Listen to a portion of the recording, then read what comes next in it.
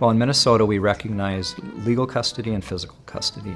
Legal custody addresses issues such as the most important factors in a child's life: education, religion, and healthcare.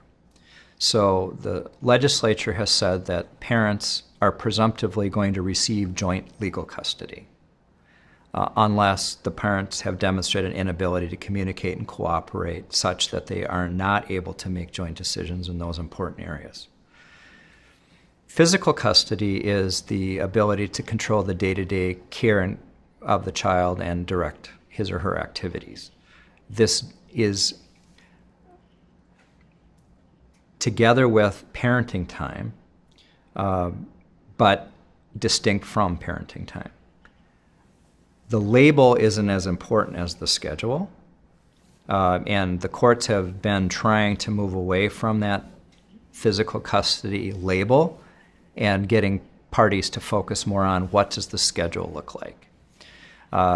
So, for instance, you could have a joint physical custody arrangement where the schedule is not 50-50. It could be a 60-40, it could be a 55-45, it could be anything that that couple would come up with if they believed that was in the child's best interest and the court reviewed it and felt it was appropriate, it would get approved. So the new statute that is going to affect on August 1st makes it very clear that the schedule does not have to be 50-50 to have joint physical custody. And it also makes it clear that the parties have the ability to make those decisions in a fashion that's in the best interest of the child.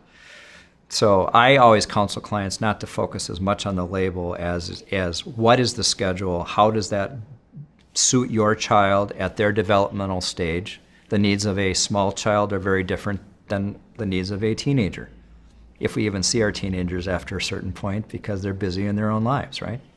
So if you see that this is a progression, you can help craft a schedule that makes sense for the child at each developmental stage, and then build in opportunities for revisiting it through mediation, through an evaluation process, things like this, to see how that schedule can best be improved to benefit the needs of the child.